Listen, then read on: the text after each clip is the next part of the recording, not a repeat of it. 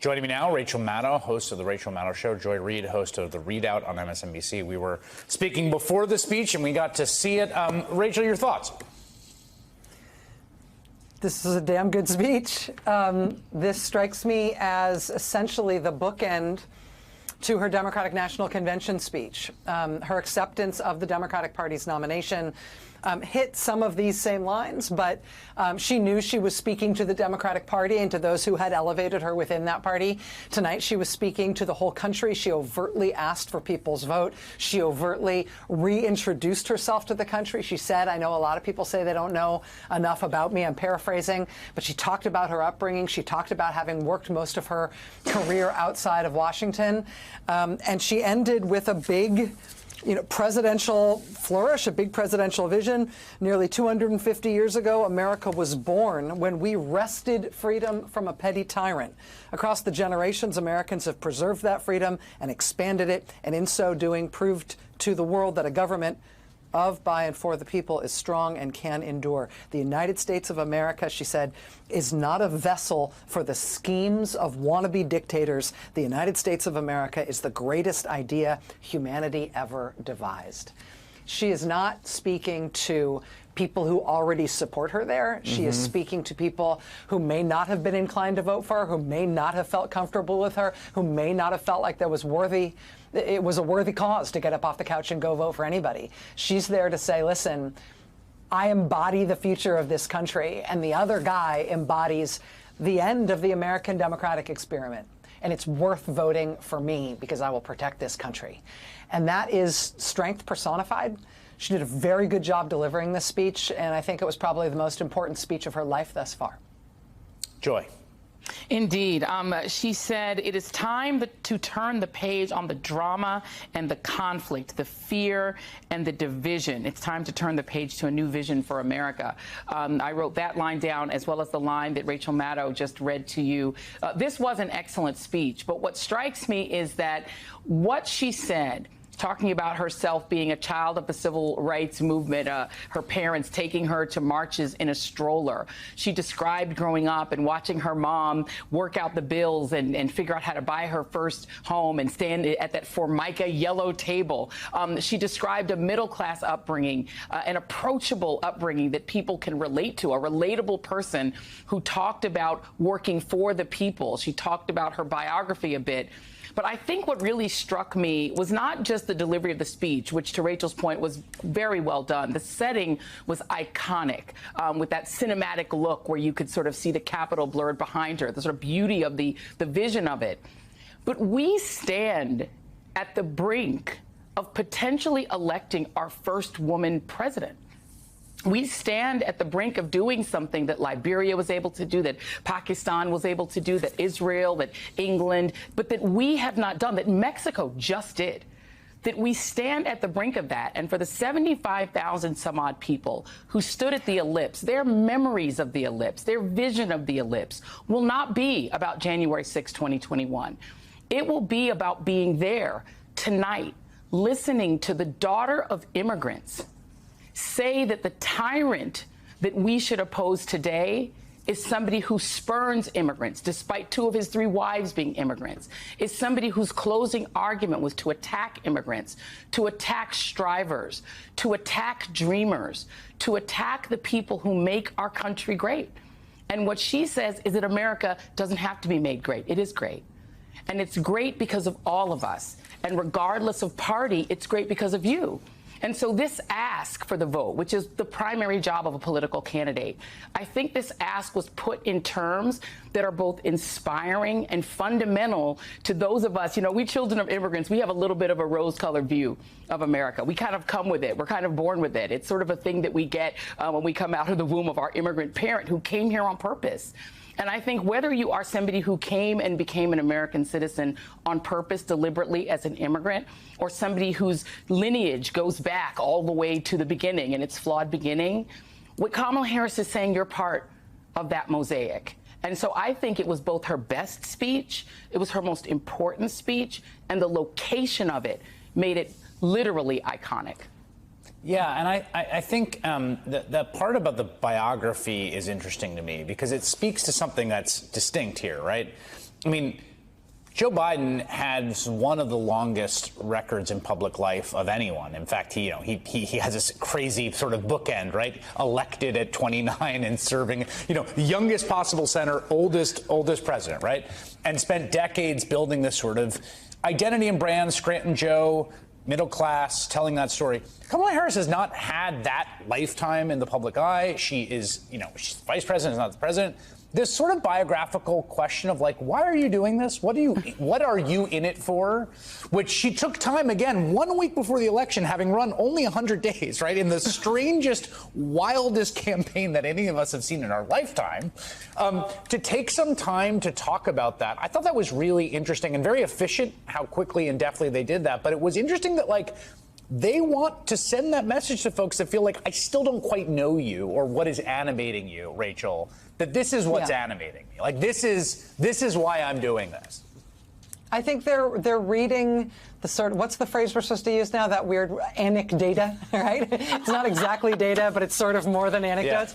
Yeah. Certainly there are people who are diehard Trump supporters. Certainly there are people who are diehard Kamala Harris supporters. But when it comes to people who are neither strong supporters of either, and they have to decide what they're going to do in this election, whether they're going to vote and who for, you are anecdotally hearing, and a lot of that man of the street stuff, and a lot of those those surveys that allow people to do something other than just check yes or no, that their biggest concern about Kamala Harris is that they don't know much about her. And so even this late in her career, even as she's 60 years old and the serving vice president of the United States and was the attorney general of the biggest state in the country, and she was, senator before she was vice president and all those things. And even as she has been campaigning for these months since President Biden dropped out, they recognize, I think, that people who are wavering and not sure what they're going to do or whether they're going to vote need to know more about her. And so this was her honoring that, meeting that in good faith and not being resentful about it, and not, coming up with a fairy tale about it, but being very real about it. I'll also just say in just very practical and perhaps slightly catty terms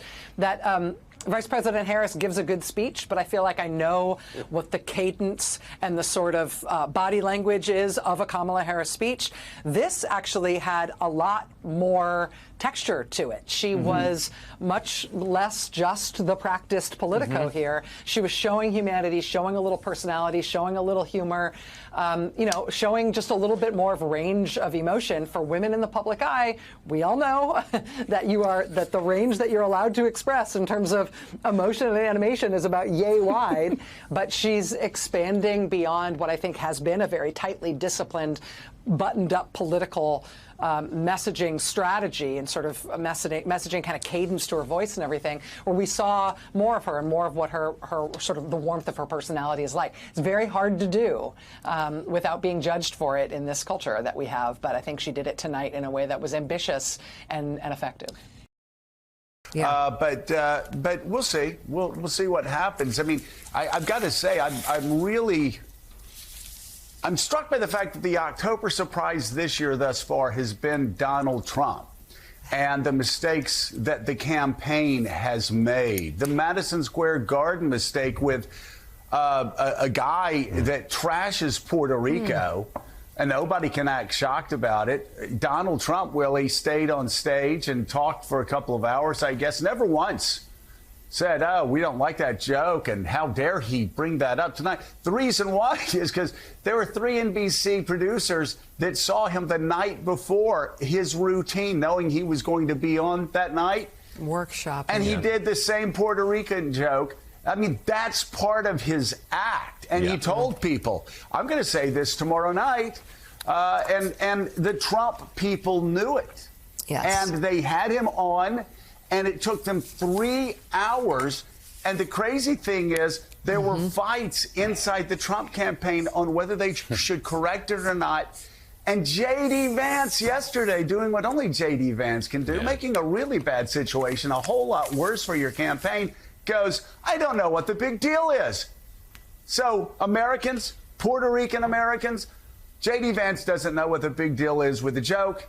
And there was a fight on the campaign about them actually apologizing for a joke that Donald Trump refused to apologize for while he was on stage. Yeah, and J.D. Vance said, Mika, he's sick and tired of people being offended by everything, told people to get over it. Can't we just Actually, joke? Initially said, I haven't heard the joke. Of course, he's heard the joke. This is but a slippery way of dealing with things. This was a joke early in that rally at Madison Square Garden that has taken hold among Democrats in this campaign. We've heard it amplified by the Harris campaign because there are so many Puerto Rican Americans across the country, but especially in states like Pennsylvania, that she needs to win. And if I could finish that sentence, so many Puerto Rican Americans who were deeply, deeply hurt by it. Yeah. And they're still talking about it. We are still talking about it because people were so hurt, so denigrated. And yet, this is how J.D. Vance responded to it. I haven't seen the joke. Maybe it's a stupid racist joke, as you said. Maybe it's not. I haven't seen it. I'm not going to comment on the specifics of the joke.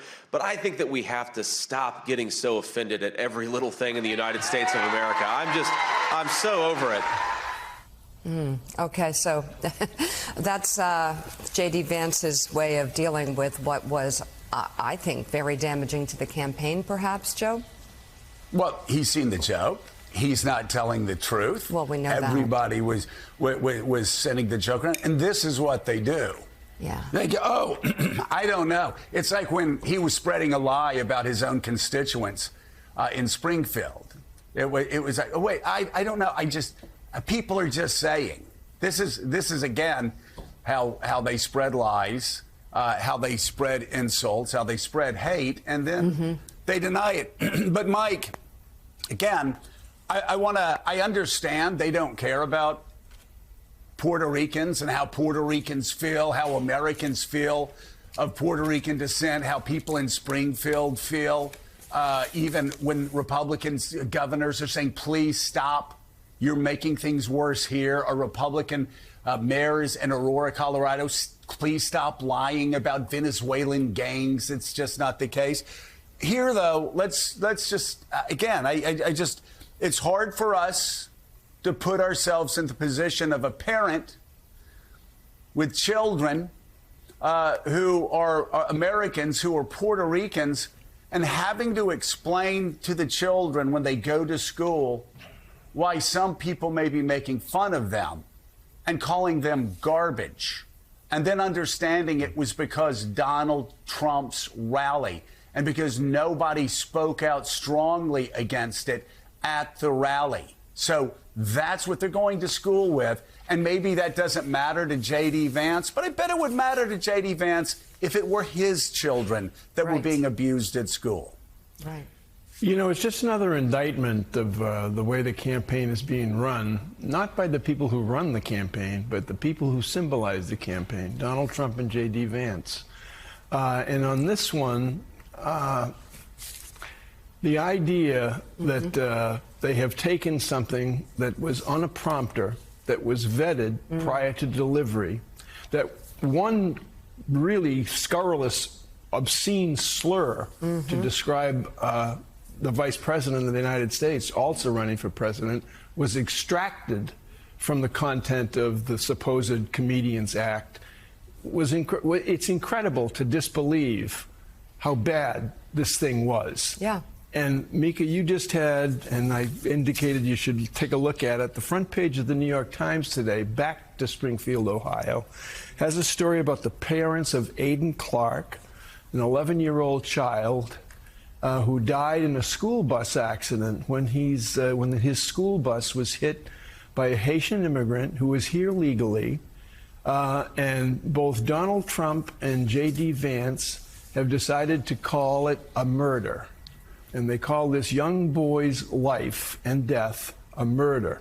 And the torture that his parents have endured and been put through since the incident occurred several months ago is horrendous. It has changed and altered and damaged the lives of the living. This is them sitting with their little boy's blanket, Joe. And I hold that up, Mika. I can't imagine the pain those parents are going through. And then to watch their son, their child used as a political prop to be lied about. making the pain worse. And keep that up, because this is not personal to me, but this is personal to people I know. When Donald Trump decided to attack me because he didn't like my COVID coverage, and he lied about a woman who worked in my office and claimed that we were involved and that I had her killed, and her husband, the widowed husband, begged him to stop lying because of the excruciating pain that it put her parents through and put him through. The fact that he had not been able to move on for 20 years, 25 years, because the lies that were, they could not find rest or peace. And Donald Trump didn't care. He just kept doing it because he didn't care. Right. What the family thought. He didn't care what the husband thought. He didn't care what the people whose grief he was only making worse. And here we have in Ohio, Mika, we have a family enduring that pain because their son's being lied about for political purposes, and they have been put on notice. The father spoke before the city council, I believe, a month or two ago, saying, please stop lying about my son. You know nothing about him, and if you did, you would know this is the opposite of what he would be saying right now, based on the wonderful short life that he lived. But they don't care. I cannot imagine these men. No. I cannot imagine people that when parents are begging them, please stop lying about our dead children. Please stop. Let us bury them in peace and move on. They won't do it, Mika. They are without shame. I know. They know better. I know. And the pain and yet they that they are continue inflicting. to exploit the death of a young child in Springfield and others and lie about it because they want to gain power. This is stark, and if you think this is normal, well, you haven't been around politics long enough, because I can tell you, if it happened while I was in Congress, if it happened while Claire was in the Senate, and somebody did this, they would be excommunicated. Nobody would talk to them. They would be scorned. Their leadership would say, you apologize to the parents, you take back the lie, or you will be stripped of your committees tomorrow. You straighten up. But there are no guardrails, Mika. No guardrails on the truth. No guardrails on decency. No guardrails on the very things that keep us bound together, even in the most difficult of political times. And let me say, that happens. Tip O'Neill and Ronald Reagan could not stand each other's political philosophies, but they worked together. Bill Clinton and Newt Gingrich could not stand each other's political philosophies, and it got ugly. They still worked together for the betterment of America, but balancing the budget 4 years in a row for the first time in a century.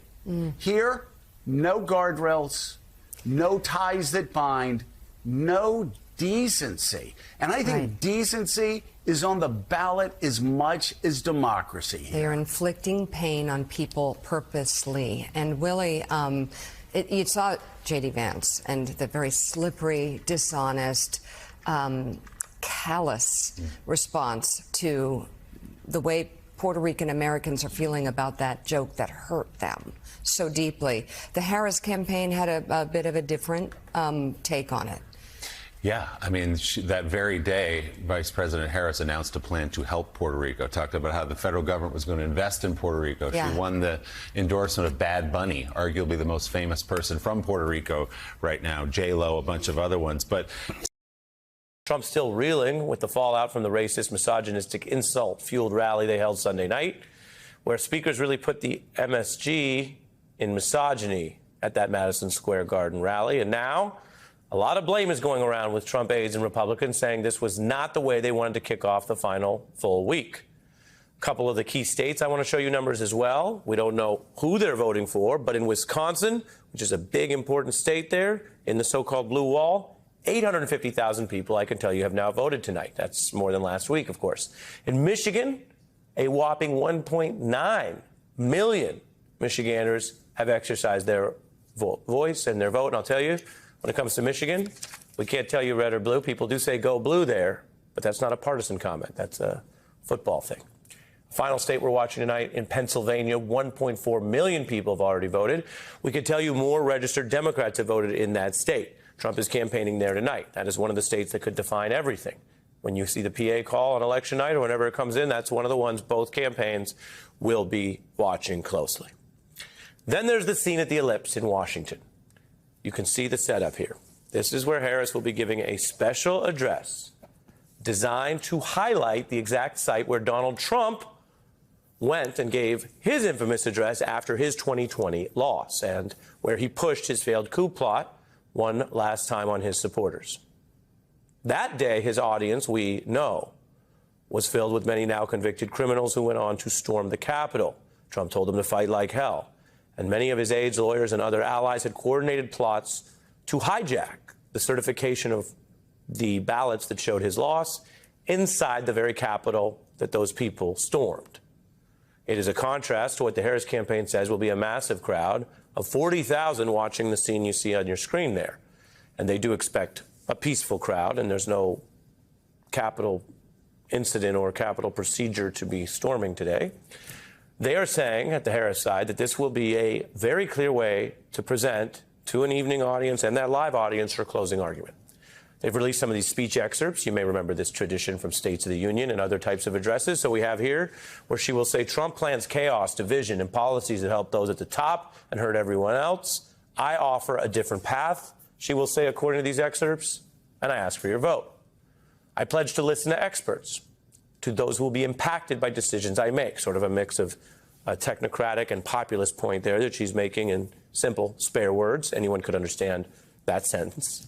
And she will, according to the text, make a final bid to people who may still not agree with her. Again, we're a week out. I just showed you about a third of the electorate's already voted, but there are people left who may vote, haven't made up their mind, and still disagree with her on something important, something top of mind. She is, according to the text draft, going to speak to them tonight in this closing argument, saying, quote, and to people who disagree with me, unlike Trump, I don't believe people who disagree with me are the enemy. He wants to put them in jail. I'll give them a seat at my table. Now, this is one of those funny features of modern media where the campaign puts out the early excerpts because they want people to see a sampling and then tune into the whole thing. You're welcome to keep it on MSNBC and hear it tonight. So now we have articles about a speech that, to be clear, has not been given yet. The New York Times says Harris's argument in this speech, I'll show you, will quote, closing argument, turn the page on Trump and avert chaos. As you can see, they have, I think, the same excerpts we do in our newsroom. You have to listen to the whole thing if you want to decide for yourself how it sounds, but those are clear high points. Harris's warning of January 6th style chaos. If Donald Trump did that once to avert his own loss, he would do it on other issues, and he's been publicly vowing to abuse power. So that's happening, and the timing tonight is coincidental, but really striking that as she talks about that January 6th low day in American history, which everyone knows was caused by Trump, it's a question of whether it met a criminal threshold for him. Many other people have been convicted. He awaits trial on those issues, you may recall, by Jack Smith. But whether it's a crime or not, it was certainly a terrible low point that he caused. His speech, his gathering, his tweet that said, come on January 6th. And so as she reminds everyone of that, I can tell you some news today. A Trump campaign and White House aide who literally went to prison for defying the January 6th probe. Of all days, Steve Bannon is out of that prison sentence today. He was convicted on that same charge as Peter Navarro, you may recall. He's out. He served 4 months for that charge. You could see him leaving after serving his time, his debt. And he addressed MAGA supporters in his own live stream and also said this when reporters approached. You're out of prison. I wonder if you're a reformed, looking back on the last January 6th and the fact that you incited a mob that ended up hang on. This is because Vice President Pence didn't handle it correctly. This is because Vice President Pence did not handle it correctly. So No, absolutely no change. No change. He served his time, but he has not reformed on these issues. He's literally blaming the vice president, who, remember, was a policy and personally loyal to Donald Trump up until January 6th. Vice President Pence, he's saying, if only you'd gone along with the coup to steal power, then everything would have been different and okay. And remember, he is connected like Navarro to Trump, and this is the very public message of what they're saying they are about, even after prison time, if Trump wins and gets back into office. Then, as I mentioned, the MSG fallout, the campaign of Donald Trump doing damage control after those racist jokes and tirades from many different people. Now, I can tell you this scandal has maintained interest across America. Forget political or news junkies who are probably going to be discussing this rally no matter what. Online, we're seeing many people discussing it, not only in a bad way, but in a way that MSG rally, you see the Google searches there, peaks much higher than the last couple of weeks, which are the campaign homestretch. You have to go back to the horrific attempted assassinations to find this kind of, any kind of level of Google traffic like that. More people were Googling about the Trump comedian, which the campaign itself has basically disowned, the one who made the racist jokes, was getting more Google searches than Taylor Swift herself. What happened on Sunday did not stay in MSG or stay in New York, and it has now become a talking point for Democrats. Here was Obama. These are fellow citizens he's talking about. And that is the reason why this election should not be close. It should be clear. Here's a good rule. If somebody does not respect you,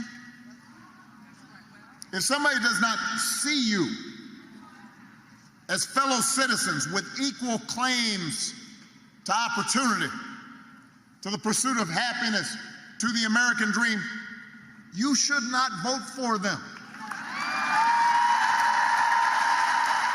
Obama making it plain as he does, and you know those are new remarks because they are his response to Sunday. Now, I don't know about you, but I'm old enough in this campaign to remember when the Republican talking point was that Kamala Harris doesn't do enough interviews. Lately, she's been doing more than Trump. Many days you can't get through a day or two without seeing her do an interview. She returned to the big radio show, The Breakfast Club, and spoke on this topic. Again, pointing out a stark contrast between he and I. Yes, I was in Philly meeting with leaders, many leaders in many communities, but including leaders in the Puerto Rican community, to talk with them about my longstanding commitment to Puerto Rico, to the people who live on that island, who have often been overlooked. Part of her message, again, directly calling into The Breakfast Club, which has a national audience, but is also located in New York, which has a rich tradition of respect, diversity, parades, all of it, you name it, with the Puerto Rican community, which is all over the United States. Of course, they're a part of the United States as an island, but many Puerto Rican people are all over the United States or people of Puerto Rican descent. Which brings me to the backlash that the Trump campaign may not want, a type of smoke that might be unhelpful in the final week. They have brought out artists to be more vocal in public against Trump and for Harris in this key time. That includes people I bet you've heard of, like Jennifer Lopez, J-Lo herself, or Ricky Martin, and people who are very popular with the young generation, which, remember, Donald Trump's targeting with podcasts and everything else. Bad Bunny is one of the most streamed, most popular artists in the entire Western Hemisphere. And he just put out a brand new video. If you want to get an idea of his reach, well, it's 45 million followers on Instagram alone. And you're looking at it, it's quite sort of uplifting and dramatic. But what it partly does is tell a different version and a positive story of his native Puerto Rico. But he titled it Garbage as his sarcastic rebuttal. Now think about where you are.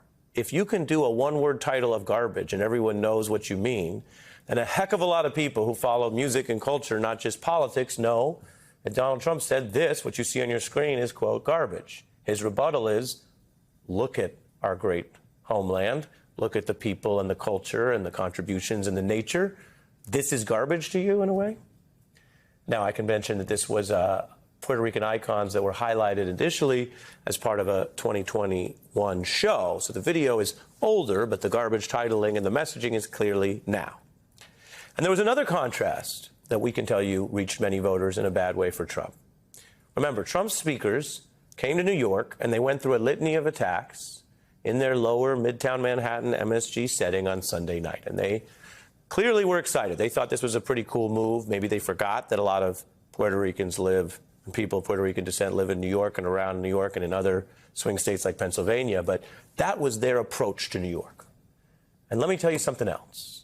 It was just 7 miles north of where they uncorked all of that hatred on the following night, when a very different view of New York's Puerto Rican lineage was celebrated in what you see here, a very highly watched, nonpartisan, and more positive mode. You are looking, of course, at the Bronx-born rapper of Puerto Rican descent, Fat Joe. He has songs in English and sometimes Spanish. He's worked with a lot of different artists, reggaeton artists. He has, full disclosure, been on the beat a time or two with Bill Crystal. But he seamlessly came out onto that big, big setting, the actual field of the World Series and another iconic New York sports venue. This is a very different way to reflect diversity and America. And, of course, something that you don't have to be an expert on New York to know, which is there's a lot of popular Puerto Ricans in New York and in Pennsylvania, which brings us back to the politics. How is this all playing? The fallout, quote, spreading like wildfire there. Politico has that report, stating that many Puerto Rican voters there, who number in the hundreds of thousands, are, quote, furious about the comments. If you check the census, the Puerto Rican population is actually the largest detailed Hispanic group. So we talk about Latinos, and Trump sometimes gives it an amalgamation. Of course, there's many different ways to count, from geography to your personal background. But this is the largest detailed Hispanic group in the crucial swing state of Pennsylvania. Attack them as you see fit if that's your political strategy. Trump tonight is holding a rally in that same state, specifically in Allentown, which is over half the population identifies as Hispanic. And again, the largest plurality within that Hispanic group in PA is Puerto Rican. I've noticed this especially with some men who seem to think Trump's behavior is somehow a sign of strength. You know, sort of the macho, fake macho thing. And, you know,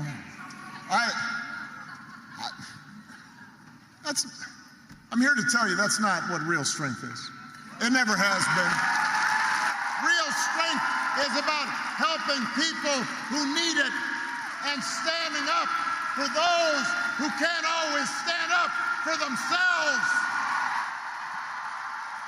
That is what we should want in our daughters and our sons, and that is what I want to see in the next president of the United States of America.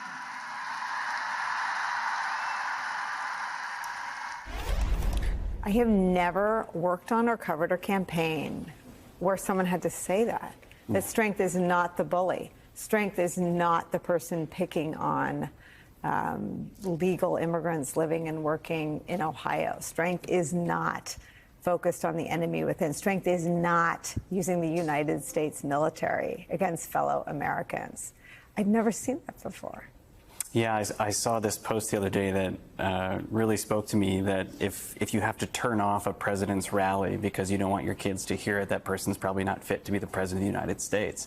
And you saw what we all saw at this Madison Square Garden rally. I would never let my kids listen to that, the type of language that was being used and the way we were talking about fellow Americans. Mm-hmm. And you're a fellow parent, you know, as we're trying to raise our kids and teach them about strength and empathy and community and taking care of one another. And we're holding our 3-year-olds to a higher standard than the former president of the United States as we watch a schoolyard bully try to take the White House back by dividing us and saying things about every single person he perceives to be different and an enemy, and in ways that we would never allow our kids to say and that we would never want them to hear. So I'm grateful that President Obama gave that speech, but it is a reminder that leadership is also what you say and how you make people feel. And when I listen to Kamala Harris and think about the work that she will do on behalf of my kids, I feel something as a dad. I see a true leader, someone who cares deeply about families, not someone who's spending their time attacking people and saying such vicious, horrible, mean-spirited things about our fellow Americans. And that, I think, is a testament of whether someone is fit to be our president if they care about us in the way they speak about us. Yeah, I mean, the distillation is so stunning. Trump has permitted the country to see his message distilled down to Puerto Rico as a garbage can in the middle of the ocean, Americans who disagree and dissent as the enemies within, and conduct that would get his conduct both online and his public speech would get him kicked out of any school, public or private, in the nation. You can't bully like that. Yeah. And frankly, the conduct of the Republican enablers. Most schools will expel not just the bully, but the people who watched and did nothing. Yeah. That is today's Republican Party. Yeah. Yeah. I mean, watch and learning, I guess I should say, that those jokes were pre-approved, right? Those jokes that were said at Madison Square Garden. Those were loaded into a teleprompter. Those were approved. The Republican Party and Donald Trump's campaign approved those comments being made about fellow Americans. And then I watched Kamala Harris. And then I listened to Tim Walz. And as a parent, I'm focused on a couple things. Strengthening education, making sure that somebody's taking gun safety seriously in this country, protecting a woman's right to choose, and then enhancing things like paid family leave, things that benefit families, making sure people can afford a home, start a small business, things that everyday families care about in Michigan. And then you see a party approve comments like that, say, this is who we are. This is how we feel about our fellow Americans. And I think a lot of people are ready to reject that once and for all and turn the page. And hopefully we have a lot to celebrate next week. I mean, we get to look at this together. I mean, these people are ready to do just that. This is a crowd gathering in Washington, D.C. on the ellipse to see the vice president. What do you hope to hear from her tonight? Again, that strong closing message. I want her to talk directly to families like ours across this country. You know what it's like to have a hectic night at home and you've put food on the table and you want to get your kids down to bed and you don't want to tune into politics all day, every day. Ever. And if you turn on a speech and you want to know what Kamala Harris thinks about this country and who she's fighting for, I think you're going to see it in tonight's message. She's going to focus on the economy and making sure you can start a small business, you can afford a home, making sure we strengthen our Department of Education, not like Donald Trump who wants to gut it. Get rid of it. And giving our teachers a raise and the respect that they deserve, right? Doing right by folks in our armed services. I mean, I can't wait for her to deliver that closing message and to inspire all families across the country. And hopefully they turn out at the ballot box and knock some doors this weekend. The road to 270. With exactly 1 week until Election Day and the polls as close as can be, both campaigns are blitzing the battlegrounds and eyeing all the different possible paths to victory. The state that could be the deciding factor, Pennsylvania. Our Steve Kornacki has this look at which counties to watch.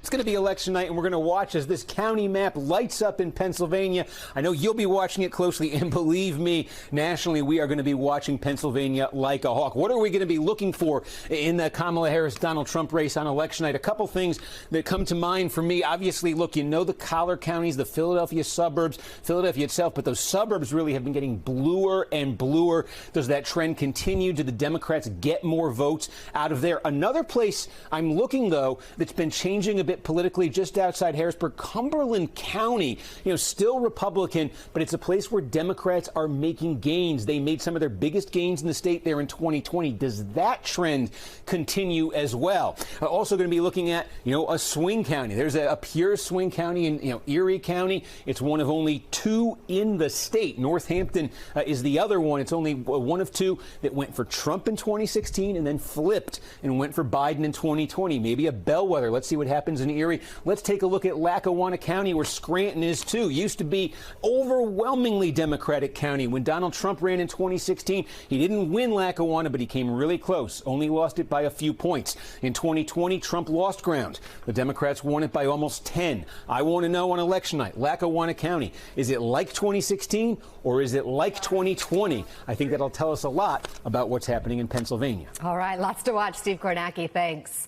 Beyond the presidential race, Pennsylvania is also a major battleground in the fight for control of the Senate. All this week, we are visiting the critical states where these are the key races unfolding, and we're checking in with reporters who know them best, covering them at the state and local level.